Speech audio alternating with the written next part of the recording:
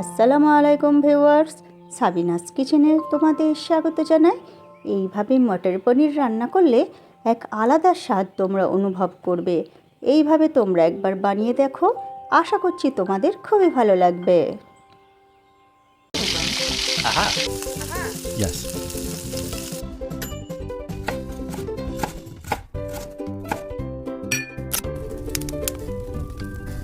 Wow!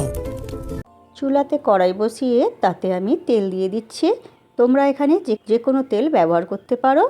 দিয়ে পনির ছোট ছোট করে কেটে আমি তেলের মধ্যে দিয়ে দিচ্ছি। আচ্ছা, তোমরা এখানে তেলটা আগে ভালো করে গরম করে নিও, নাহলে পনির দিলেই চিটিয়ে যাবে। এরপর নেড়ে চেড়ে আমি হালকা লাল করে পনির ভেজে নেব। একেবারে লাল লাল করে তোমরা ভাজবে না, তাহলে পনির কড়া করে ভাজা হয়ে গেলে পনিরটা শক্ত হয়ে যাবে, খেতে ভালো লাগবে না। এরপর তেল ঝরিয়ে আমি তুলে নিচ্ছি।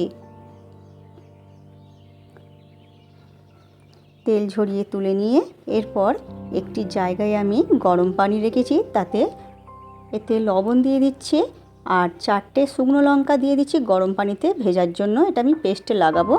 আর এখানে পনিরগুলো আমি গরম পানিতে ভিজিয়ে রাখবো, তাহলে পনিরটা পুরো সফট হয়ে যাবে। এরপর আবার কিছুটা তেল দিয়ে আমি এখানে পেঁয়াজ একটু মোটা মোটা করে কেটে নিয়েছি। নিয়ে এবারে পেঁয়াজের বেরেস্তা করে আমি ভেজে তুলে নেব। পেঁয়াজের বেরেস্তা করলে একেবারে সরু সরু করে কাটলে পেঁয়াজের বেরেস্তা ভালো হয় না। এই রকম একটু মোটা করে কাটলে পেঁয়াজের বেরেস্তা ভালো হয়। নেড়ে চেড়ে আমি লাল করে পেঁয়াজের বেরেস্তা করে তুলে নিচ্ছি। নিয়ে এরপরে আমি এবারে মশলা পেস্ট করে নিচ্ছি। এখানে আমি রসুন দিয়ে দিচ্ছি, আদা দিয়ে দিচ্ছি, আর তার সঙ্গে এই 4টে শুকনো লঙ্কা ভিজিয়ে রেখেছিলাম, নরম হয়ে গেলে দিয়ে দিচ্ছি। আর এখানে 3টে মাঝারি সাইজের টমেটো দিয়ে পেস্ট করে নিচ্ছি। এরপর এখানে যে পেঁয়াজের বেরেস্তা আমি করে রেখেছিলাম সেটাও আমি পেস্ট করে নেব মিক্সির জারে দিয়ে। এখানে 100 গ্রামের মতো টক দই দিয়ে আমি এটা পেস্ট করে নেব। এরপর কড়াইতে তেল দিয়ে তাতে তেজপাতা আর 1 চামচ গোটা জিরে দিয়ে ফোড়ন দিয়ে দিচ্ছি। লাল হয়ে গেলে ফোড়ন, তাতে এবারে তেলের মধ্যেই আমি মশলা দিয়ে দিচ্ছি।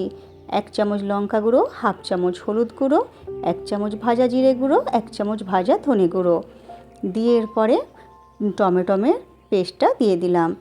এখানে প্রথমে মশলা দিয়ে দিলে তরকারি কালারটা ভালো আসে। এরপর আমি কষাতে থাকবো।